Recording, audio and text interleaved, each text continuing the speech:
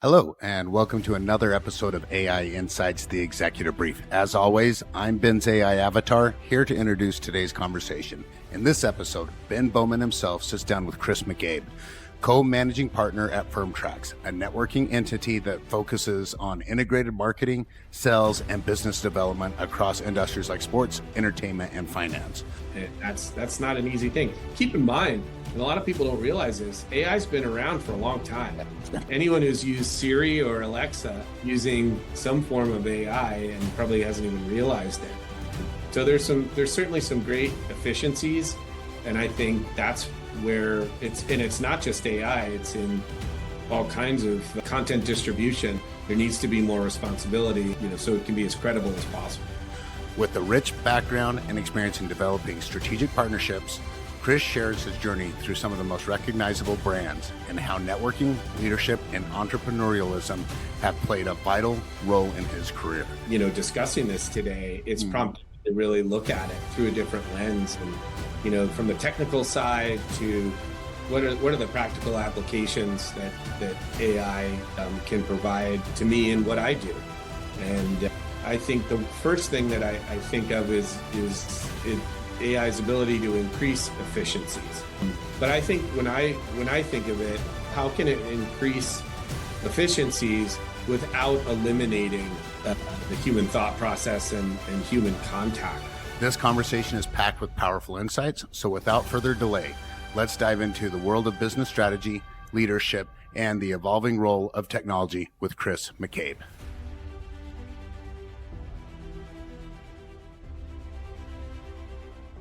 Thanks for having me. My name is Chris McCabe, and I am the co-managing partner of a networking entity called Firmtracks.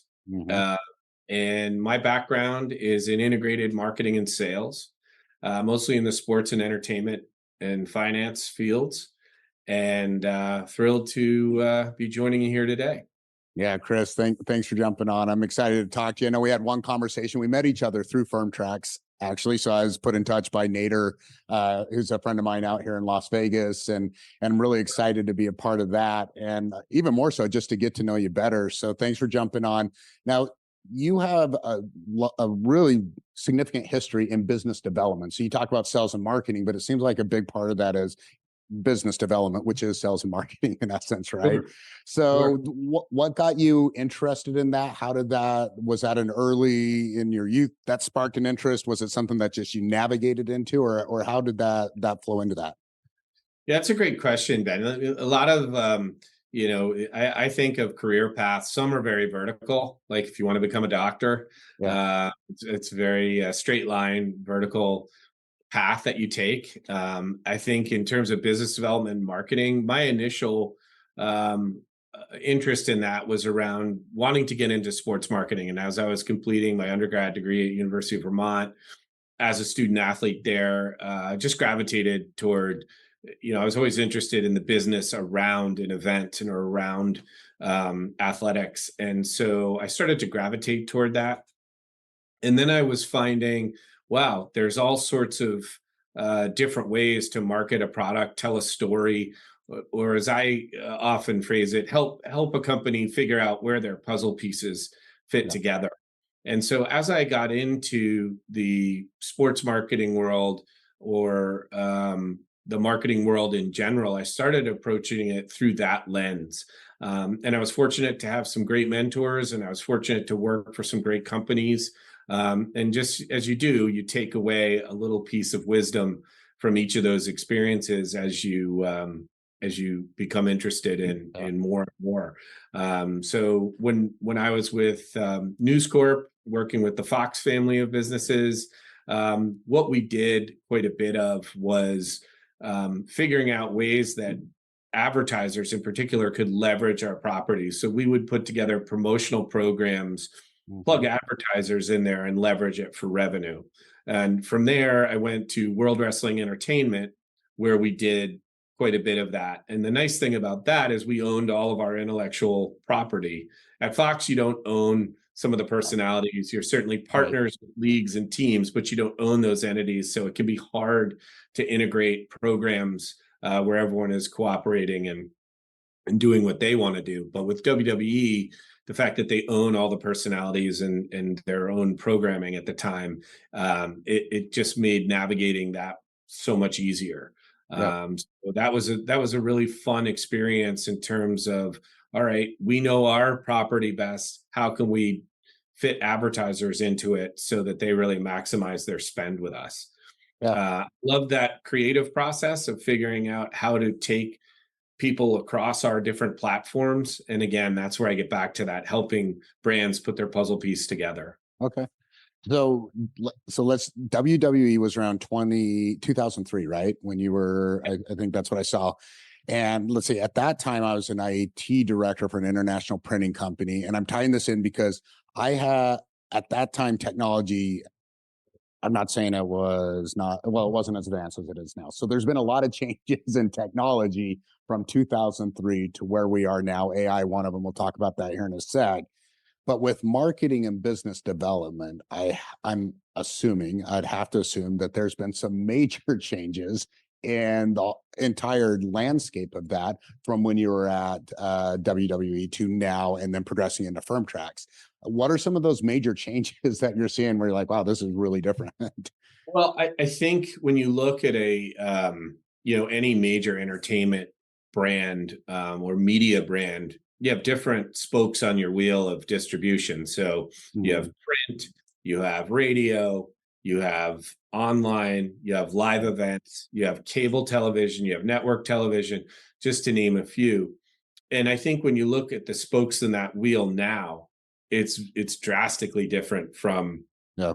early part of the decade. And you didn't have Instagram, you didn't have social media.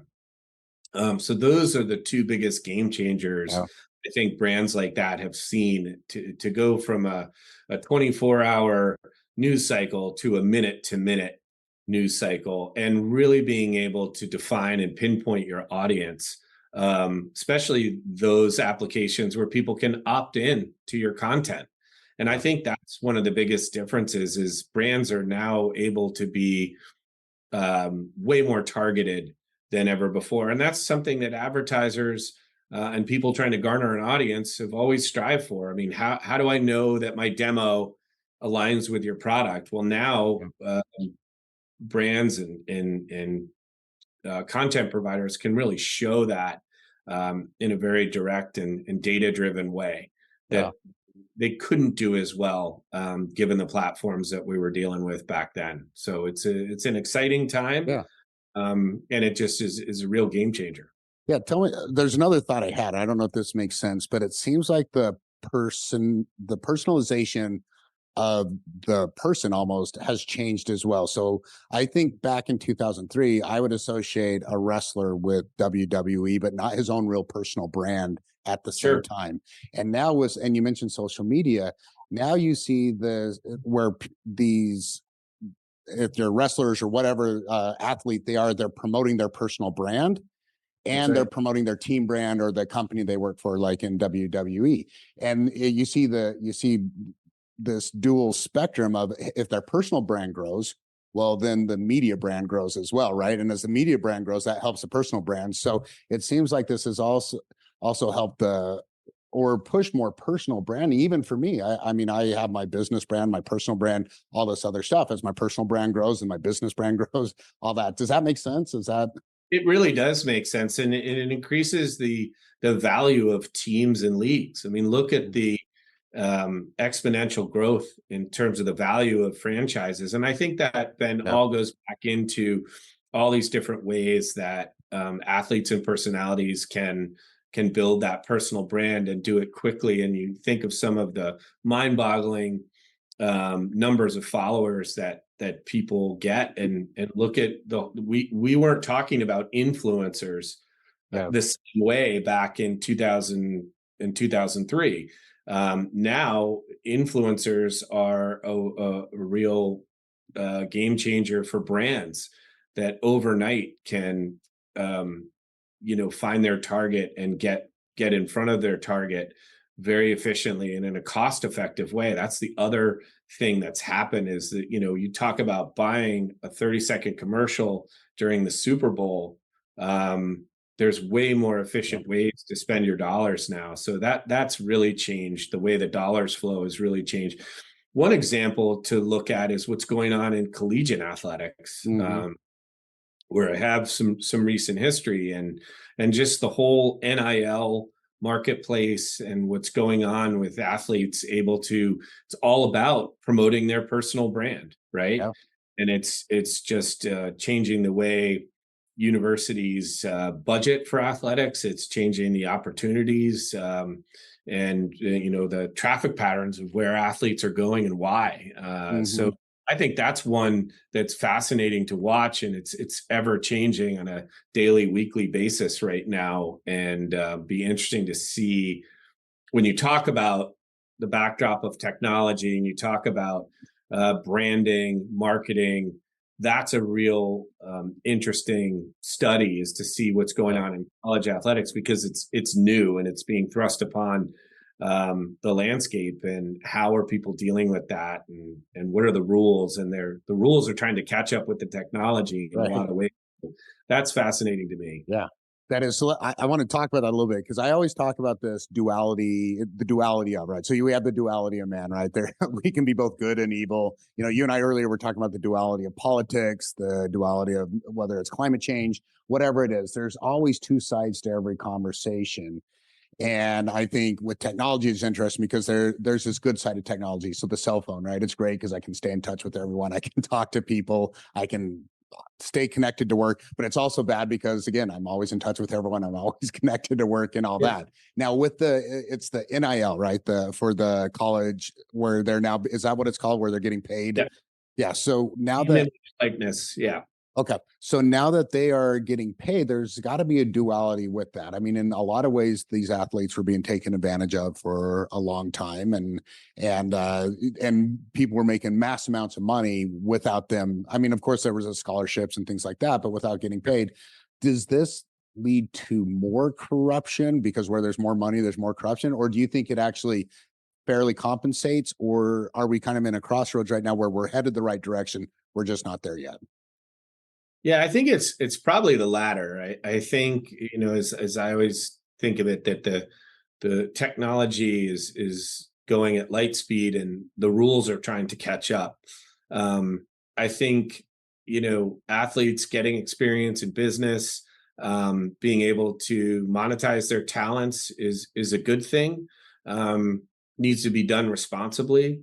And I think there are some schools that have inherent advantages in the Yeah. marketplace just based on the scope of their athletic program. So if you're a Power Five conference and you're playing football or men's basketball in particular, or any of the sports at a major level with the support of national networks where there's a lot of visibility, you're just in a better position to be an influencer and Yeah. to capitalize on your talents. So I think they've got to, as they strive for fairness across the board, you don't want this to lead to some schools just not being able to compete anymore because of that discrepancy and Right. marketplace value. But that's kind of inevitable, I think, in some ways. So it'd be interesting to see what happens with the NCAA. Yeah. A lot of rules that they were put in place to enforce don't exist anymore. So how are they going to change with the times?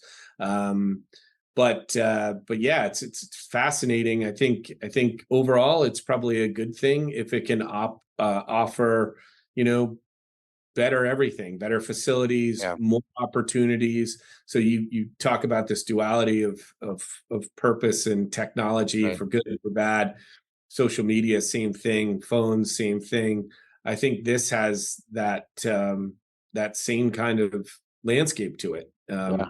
It's if it's handled in a certain way, maybe parts of it could be very negative. But I think these institutions are trying to approach it the right way so far, and so far I think it's been a really positive thing. Yeah, I agree. I think like Christian, there's no perfect system, and we're just Right. trying to get what system has the fewest amount of flaws, whatever it is, right? In business or whatever it is.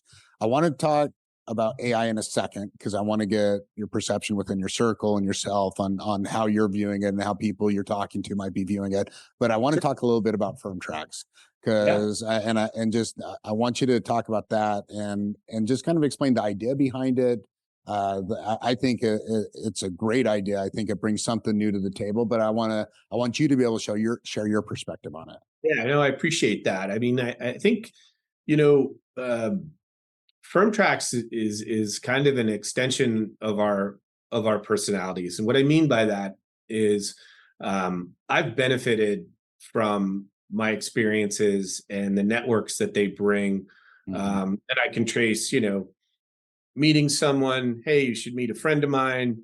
They're starting a company. They're looking for someone just like you.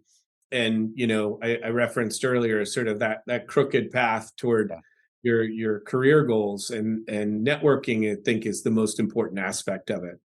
Yeah. And whether it's doing a friend a favor or trying to bring good people together in a social circle, or for business reasons, those are things that we all do, I think, to some extent in our everyday life.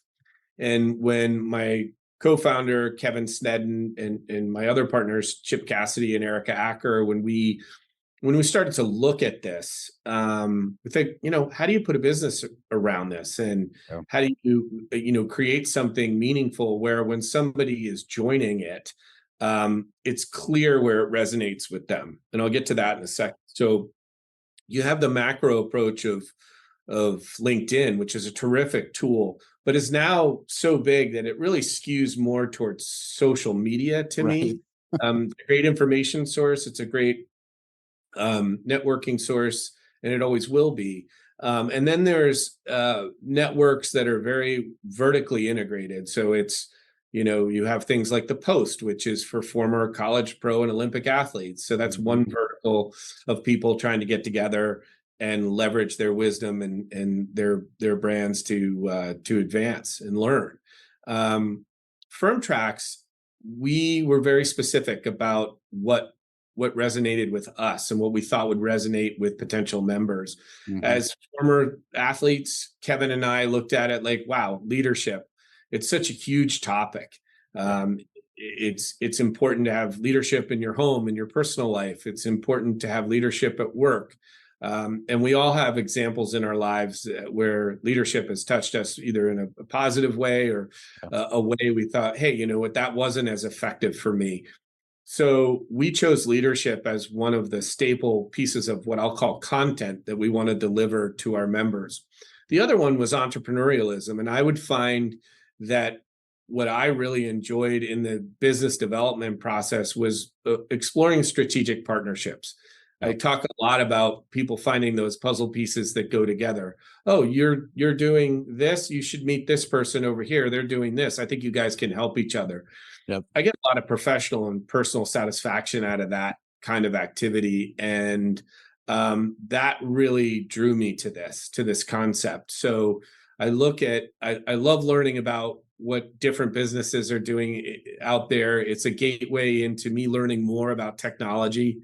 Mhm. It's a gateway into me learning more about business. And I would go as far to say, if I'm having that experience, I think others will too. So we chose entrepreneurialism to be that other staple piece of content. Yeah. So the way we do that, Ben, as you know, being a member, we deliver a minimum of one presentation a month, Mhm. where we have a leadership presentation. We pick someone who's a leader in any type of walk of life that comes in and will present to the group for about 45 minutes and then take questions for about 15 minutes. So it's a tight hour of presentation time. We archive it because we know not everybody's schedules jibe to watch things live. Mhm. And we've gotten great feedback in the Yeah. short time that we've been doing this. And then the other, on the entrepreneurialism side, we give our audience to a startup company or somebody that's doing something in business where they think our audience can help, either recommend talent or provide investment, which people can do on their own when they see a concept. So in our initial launch phase, we've been very successful at seeing a presenter come in and then really gain traction with members and start to sit down and look at ways they can work together. And that's what this is designed to do. Yeah. So if you look at the four pillars of what I'll call engagement of this, what Chip Cassidy, one of my partners, calls our wisdom collective, which we really like. It's about networking, Mhm. it's about leadership, it's about entrepreneurialism, and then fun. Yep. And the fun part is we all dedicate so much of our time to our professional lives and work. And you'll hear from mentors, hey, if you can combine work with fun, you're really doing well for yourself. And we also believe that this is a great way to communicate. We're in two different time zones. Yep. We're talking to each other. Very great interpersonal experience. But there's nothing that can replace, sitting there and meeting someone in person and chatting with them. And so live events are something that are very important to our brand. We want our members to be able to get together and form lasting relationships, personally, professionally. Mhm. So we've been trying to get around the country where there are sort of clumps of members, so the leadership can develop those relationships. But we're going to be announcing soon our inaugural Firmtracks wide event, which will be in Las Vegas at the end of October. And so we're really excited about that. We're really excited about bringing people together at this point in our lifespan. And we just feel like that makes us unique from some of the other networking Yeah. groups out there, is that it's clear when you join which aspect is going to resonate. We hope all four, but as long as somebody has one, I think they have a good attachment and a good chance at an ROI for joining our group. Yeah, for sure. You hit on so many great points of what I'm really excited about, and I think the leadership and I think the approach of thought leadership is so exciting, and also the organic approach of networking, where there's other groups that there's this forced networking, almost like this sales pitch that's going to happen right as you join the net. This overwhelming, sales pitch that's going to happen right as you join the group, and that's not the purpose of this. The purpose of this is let's understand who's in the group, and it's not that it's going to be for me or someone else, but then, like you said, it's going to be you're talking to someone else and be like, oh, I know. So that's how business is, right? Oh, I know someone who can help you with that. That's all it is. And I like that. I like that it's an organic approach that you can learn about other businesses. You can learn about other members. You can understand them.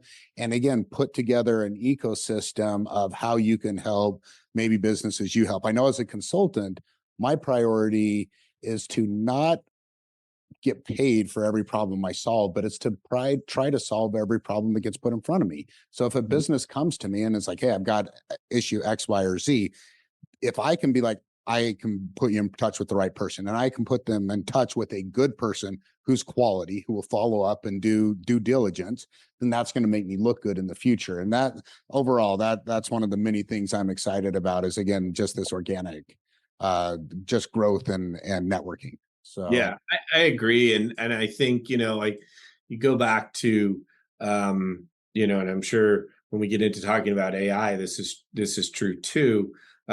People can buy goods and services in a lot of different places. There's a lot of different networking groups. There's a lot of different folks that do the same thing. The question is, how do you get them, or how do you get them to want to get it from you? And yeah, I think you just hit on something that's so important, and relationship based references and relation based selling is really, I know it's important to me as a consumer. And so if you say, hey, I can't solve this problem, but this person over here is a trusted colleague of mine, definitely can help you, I feel really good about talking to that person and getting that good or service from them. I feel yeah, like I kind of know them because I've got that warm lead from you. And again, that's really that's really the ethos of Firmtracks, is that yeah. you could come in and trust what you're getting, because the membership is a reflection of what we're about. And Yeah. so that's a really important distinction. Absolutely. All right. So AI, we're finally, let's talk a little bit about AI. We Sure. may as well. So within your, like, let's say yourself, you have a large group of advisors you work with, businesses, people, right? You have a pretty wide network. What is your thoughts? What are you hearing? Like, what's the conversation you're hearing about AI concerns, good things, bad things? Like, where's it at in your circle? Yeah, that's a great question. And I will be the first person to admit, I have a lot to learn about AI. And since you and I have talked about, discussing this today, it's Mhm. prompted me to really look at it through a different lens. And, from the technical side to what are the practical applications that AI can provide to me in what I do. And, I think the first thing that I think of is AI's ability to increase efficiencies. Yep. I think you hear in just the general media out there is, oh my gosh, it's going to cost so many jobs, and there's some negative, or requires so much Right. power from the grid to run it. But I think when I think of it, I look at it through the lens of, okay, well, how can it increase efficiencies without eliminating things that are just innate to Yep. the human thought process and human contact. So, how do you marry those two worlds in a way that's effective for your brand or whatever your goals are in your Yep. business? And that's kind of how I look at it. But I'm sure, like I said, I'm sure I have a lot to learn. Yeah, I think all of us do. It's funny. I think if anyone, there's a couple people, but if anyone's like a pure AI expert, I'd be a little skeptical because we're still like learning so much. But if you look at technology, it's an interesting point you make as far as eliminating jobs, because every technology, I mean, from automobiles that eliminated carriage drivers, into like switch networking and telecom, which eliminated the switch network people who would, Sure. that's before my time, but I get, they would like plug in and transfer calls and all that. But those jobs were eliminated. And we can go through so many more. So every technology technically that increases efficiency eliminates jobs. But that being said, every technology has been also shown to provide new opportunities and new growth areas for jobs. I think AI is interesting because if we can eliminate the inefficiencies that are being like those tedious little tasks that are being just using up our time every single day, and repurpose our time to do tasks that AI can't do, because there is still, and for a while will be, a lot of tasks that AI can't do, and that human approach in business that's still needed, and repurpose our employees. I've heard reimagine. That's probably a good networking term, right? Reimagine Sure. our jobs to Yep. get out there. That to me is where it gets interesting, right? Absolutely. Yeah. I'll give you an example, one that jumped out at me when you started getting me to think more about AI and some of our earlier conversations. I thought, okay, one of the things I've always enjoyed doing is sitting down with companies or leadership from companies to help them figure out, okay, where does your business come from? What does your marketing mix look like? And I think one of the things that's critical when you're putting together a marketing plan for somebody is Mhm. that they can see themselves in the plan and Mm. they can see their ideas in the plan. Um, and you're always going to need to do that, I think, to be successful and put in a marketing plan that people are going to get behind Yeah. and um, and really be hungry to execute. However, with I think you can bring that concept home much quicker because you have so many data points that you can be very efficient in putting in front of somebody. So I think there's a combination of the Mm. old and new. Like it's never going to change that people want to see themselves in their plan. Right. Uh, and it's never going to change, that you have an audience, you need to find an audience. But I think the way that marketers like me can get there is going to be way more efficient time wise and way more convincing because you can leverage so much data in such a short amount of time, and it's Yeah. all fingertips. So I think it's going to help people as they formulate strategy. I don't think it's going to replace people Yeah. in that way because there's a human element there, and you want to find the right mix Yeah. uh, of the what I'll call the old and the new.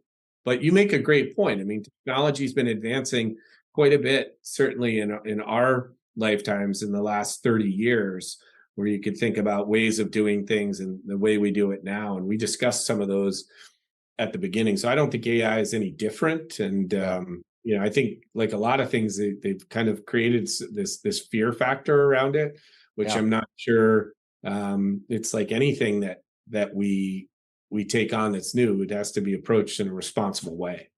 Exactly. And of course, there's going to be people who aren't going to approach it in a responsible way. And that's just, again, the duality of, right? That's how humans are wired. There's going to be a group of humanity that's going to use AI just like they have for other technologies. When you look at bad actors and hackers and that community using technology to scam and do that, we're going to have the same type of thing. Now, this is interesting too, when you get in, because this is always I would say my biggest concern, and maybe it's my most interesting concern, is the deep fakes. And I talked to you about how I have my AI avatar. I have one. Sure. It's you really have to look close to recognize that it's an avatar. There's a couple of things it does and repetition in the movements that you can see, but eventually it's going to be as easy as taking a picture of someone and be reproducing that. Now you get into licensing, from the collegiate level, things that you've worked on in the past with different entities and individuals as far as licensing their persona and their personality.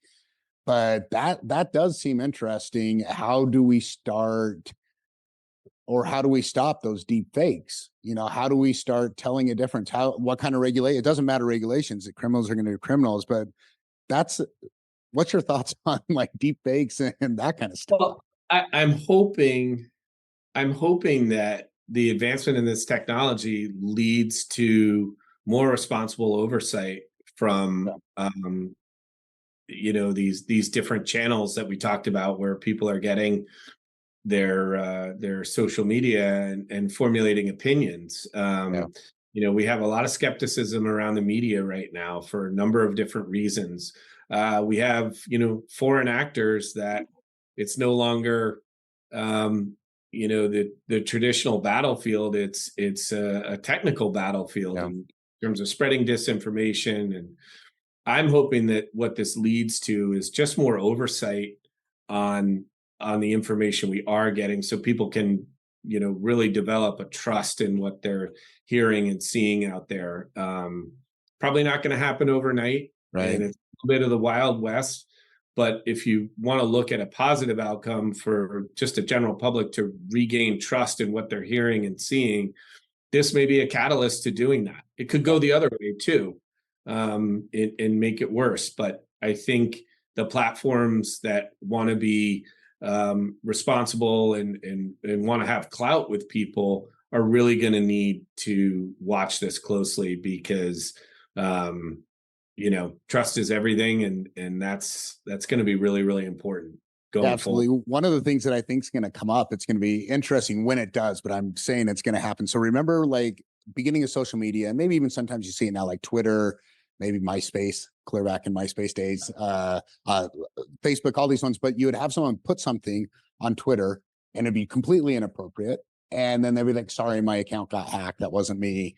Sure. Even though we know it was that person, it was within their personality to do that. Now you even saw something happen politically. I'm not going to throw anyone, but where they said, "Oh, those were deep fakes," right? There was something that was brought up that saying those weren't even real videos of this person; these were deep fakes. And now, what's to stop us? It's such an. This is why I love these conversations, because, and you can go, I know, into the weeds, which is kind of a fun part of it. But Yeah. what's to stop someone from doing something and then saying, like, posting something of themselves, and oh, that wasn't me, that's a deep fake, and now someone has to prove. But by that time, there's so much confusion and misdirection, it loses its value. Right? I mean, that's got to be a possibility. Loses its value and it loses its credibility. And I Yeah, think that's what people need to consider when they're being told something: is what is the source? How credible is the source? yeah, And I think that's where these outlets really need to be on their toes, um, when regulating what people are doing on there. I mean, you just think about, there were rules around the telephone, in right. terms calls you could make and Yeah, calls couldn't make, and the way you could use the phone. Think about early days of email with spam, and had to be regulated so that it could be a credible way to pass information. So as you said, there's always going to be bad actors. There's always going to be sort of dual purpose for everything. But I think the folks that are the content providers are really going to have to be on their toes and make sure that it's going in a positive, credible direction. And that's not an easy thing. Keep in mind, and a lot of people don't realize this, AI's been around for a long time. Yeah, it's been And right. people use anyone who's used Siri or Alexa Yeah. using some form of AI and probably hasn't even realized it. So there's certainly some great efficiencies, and I think that's where it's not just AI; it's in all kinds of content distribution. I'll call it, where there needs to be more responsibility and so it can be as credible as possible. Yeah, great, great point. Yeah, so it's going to be interesting as we continue through AI, and I mean, we're going to see such rapid changes in an evolve. Like I think, like any other tech, like no other technology, we're going to see this change and evolve rapidly in business development. Is there any, and marketing, let's say marketing, sales, business development in general, are there any things that you've seen out there where you're like, oh, that's a cool use case, or any ideas that you've had that you've been like, oh, I wonder if AI could do X, Y, or Z that you see could be a good fit? Oh yeah, absolutely. I mean, again, you go back to the whole concept of identifying your audience and really trying to be efficient with your messaging. And I think we've already seen so many different ways that entrepreneurs and small businesses have really been able to benefit, but getting their products out there. Yeah. And we see it in the algorithms, whether it's YouTube or Facebook or Instagram or even Twitter, where it's allowing people to start a small business. And so this is the part of it that I'm really interested in as a small business owner, how easy it is to get these tools that think a few decades ago could be cost prohibitive to starting a business. So we talked originally about, will this eliminate jobs? This could create a lot of opportunities for people to jump in without a huge investment to start something really meaningful. Yeah. So you look at that, and again, it's identifying an audience and reaching that audience so quickly, and you have so many of these tools right at your disposal. And we've seen it in the apparel industry. Mhm.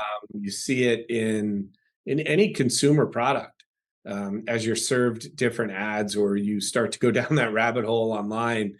Yeah. It's amazing. It's like, wow, this is really efficient. I'm finding and being served products that are really relevant to me. So I think we see it as consumers already, in so many different ways that we and sometimes don't even realize. Yeah. Yeah, I like that entrepreneurial point, because I think there's a lot of businesses where in the past the startup costs would be too big, and to start your marketing and sales Sure. efforts and lead gen efforts and all these things. And now it's actually pretty affordable because some of these tools within AI, it doesn't mean that they're creating the same quality content that WWE would present, right? And Right. and create, but they're still able to create respectable content according to their business size. And it's an easier way to kick off some entrepreneurial aspects. I think there's going to be a lot of entrepreneurial jobs created for how to use AI. Right now, we're still in that creative phase, and we will be for a while, of creative ways to use AI. And I think there's some stuff that hasn't even came out yet on ways that will be created in either for business or personal use. So it's going to be interesting. So want to leave you with last thoughts. Of course, talk about how we can, if someone was interested in learning more about Firmtracks, of course, talk about how they can get in touch with you, overall get Sure. in touch with you. And then overall last thoughts, business in general, business development, AI, whatever you want, but last thoughts are yours. Sure. I appreciate that. As far as Firmtracks goes, we're always interested in having conversations with people that we feel are sort of four pillars of networking, Mhm. leadership, entrepreneurialism, and fun. If those resonate with you, then we'd love to talk to potential members. We love getting feedback from the members too, because we certainly haven't cornered the market on this wisdom collective. So when members give us their feedback, it's very valuable to us, as it is with any business. We're excited to watch it grow. We want it to grow and get more diverse, but we also want to maintain that intimacy where we can really curate the group and help people with what they're looking for and what they're looking for out of their investment in Firmtracks. So that's kind of how we look at the day-to-day business. If anyone wants to get in touch, it's Firmtracks, firmtrax.com. You can email me at chris@firmtracks.com, and I'd be happy to start that conversation. So we're really excited about the direction. We're excited about the learning collective that it's becoming, and the feedback that we're getting from the members. As far as the the business side of it, that I am excited about is I hope people don't lose um, that ability for face-to-face interaction. Yeah. I think that's something that is just innate in doing business. I think it just has a lot of value. It's terrific to have the virtual meetings, and again, we operate on that platform, but there's nothing like meeting someone in person and sort of developing that almost you know, it's hard to put your finger on, which makes it one of those great things. Yeah. And I think builds trust among people doing business or in any interpersonal relationship. So we're big on that. We don't want to lose that. As much as we love technology making us more efficient, I think maybe it's our age, but that's just such an important component to me of having fun in doing business and building those relationships and really trusting the process and trusting people that you come across. So that's something that's going to be important as we build this, where members develop those interpersonal relationships.